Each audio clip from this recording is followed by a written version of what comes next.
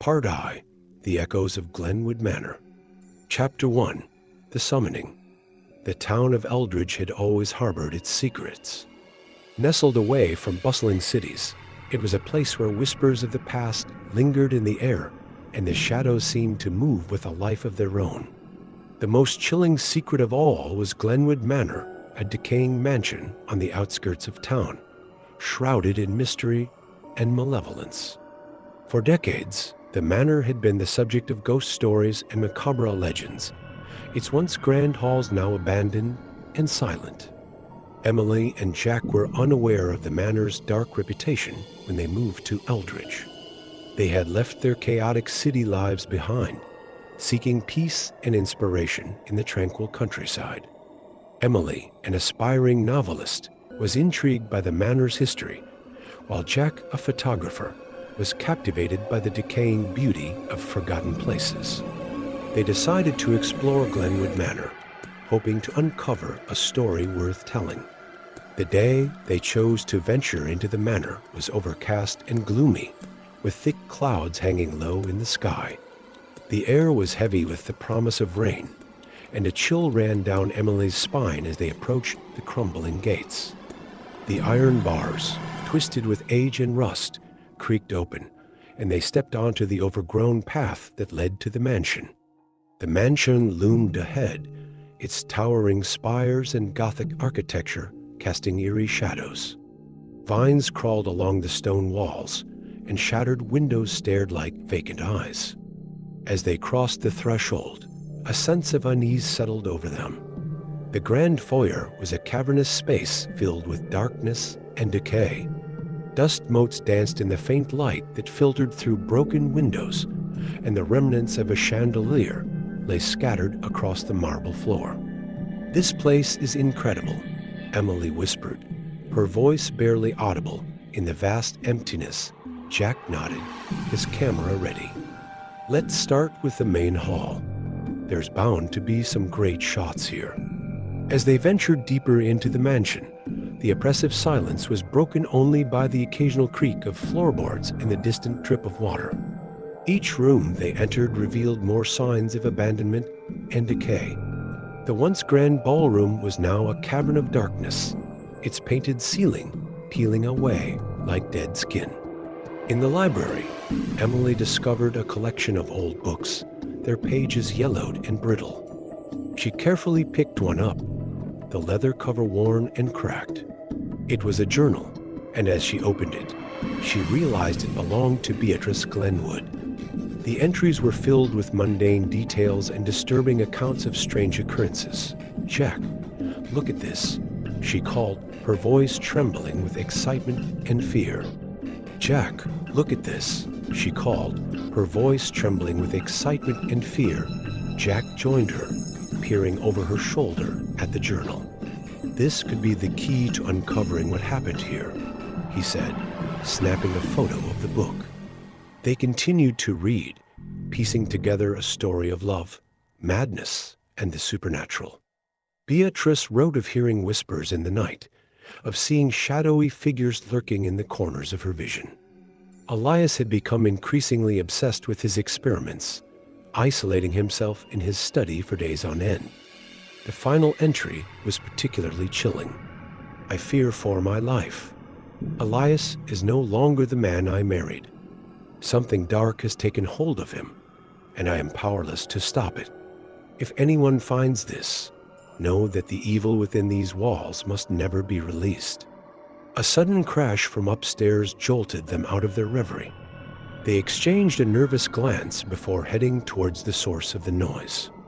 As they climbed the grand staircase, the air grew even colder, and a sense of dread settled over them. Chapter 2, Confronting the Darkness. The corridor at the top of the stairs was lined with closed doors. Emily and Jack moved cautiously, their footsteps echoing off the walls. At the end of the hall, a door was slightly ajar, light flickering from within. They approached it, the sound of their breathing loud in their ears. Jack pushed the door open, revealing a study that looked remarkably well preserved compared to the rest of the mansion. The furniture was intact, and papers were scattered across the desk. A large portrait of Elias Glenwood hung on the wall, his eyes seemingly following them as they entered. Emily moved to the desk, her fingers brushing over the papers. "These look like notes on his experiments," she said, picking up a sheet covered in complex symbols and diagrams. Jack was drawn to a large book lying open on a pedestal. The pages were filled with strange incantations and drawings of otherworldly creatures. As he flipped through it, he felt a chill run down his spine. "This must be the source of his obsession," he muttered. Suddenly, the temperature in the room plummeted. Their breath misted in the air, and an oppressive presence seemed to fill the space. The door slammed shut behind them, and they heard a low, menacing growl. Emily and Jack turned to see a shadowy figure materialize in the corner of the room. It was tall and gaunt, its eyes glowing with an unnatural light. The air grew heavy with the scent of decay as it stepped closer, its movements slow and deliberate. The creature that stood before them was like nothing they had ever seen. Its skin was a sickly, translucent gray, stretched taut over a skeletal frame. Long, spindly fingers ended in razor-sharp claws, and its face was a grotesque mask of hollow eyes and a wide, gaping mouth filled with needle-like teeth. It moved with an eerie, unnatural grace, as if it were floating just above the ground. "Who dares to disturb my sanctuary?" The creature hissed, its voice a raspy whisper that seemed to echo from the walls. Emily's heart raced, her mind struggling to process what she was seeing. "We're just here to learn the truth," she stammered. The creature's eyes narrowed, and it raised a skeletal hand. "The truth comes at a price." And it raised a skeletal hand. "The truth comes at a price," it said. "You have trespassed, and now you must pay." Jack took a step forward, holding up the journal. "We found Beatrice's diary. She was afraid of you." The creature's expression twisted into a grotesque smile. "She is here, forever bound to this place. Just like you will be." The room began to shake, and the shadows grew darker, swirling around them like a vortex. Emily and Jack felt a force pulling at them, dragging them towards the creature. They struggled to resist, but it was as if the very air had turned against them. The creature recoiled, its form flickering like a candle in the wind. Beatrice. She was weak. She could not understand the power I sought. Emily took a deep breath, trying to steady her nerves. "What happened to her?" The creature's expression twisted into a grotesque smile. "She is here, forever bound to this place. Just like you will be." The room began to shake, and the shadows grew darker, swirling around them like a vortex. Emily and Jack felt a force pulling at them, dragging them towards the creature. They struggled to resist, but it was as if the very air had turned against them. In a desperate bid to escape, Jack grabbed the book from the pedestal and hurled it at the creature. The shadows recoiled, and the grip on them loosened. "Run!" he shouted, grabbing Emily's hand. They bolted from the study, the door slamming shut behind them. The corridor seemed stretch on forever as they raced towards the stairs.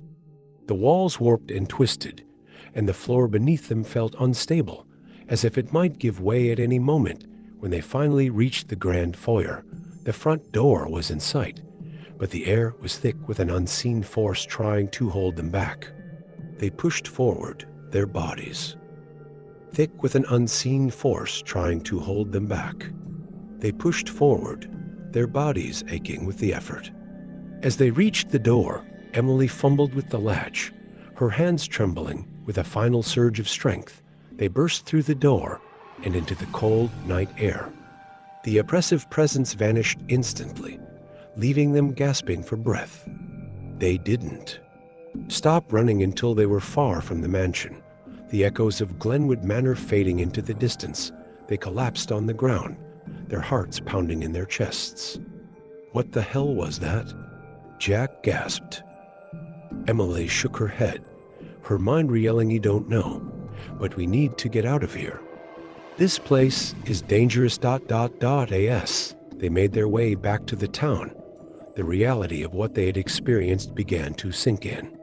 The dark history of Glenwood Manor was more than just legend. It was a living nightmare, and they had barely escaped with their lives, but the echoes of the past had been awakened, and they knew that the horrors of Glenwood Manor were far from over. The darkness within those walls was stirring, and it would not rest until it had claimed its next victims.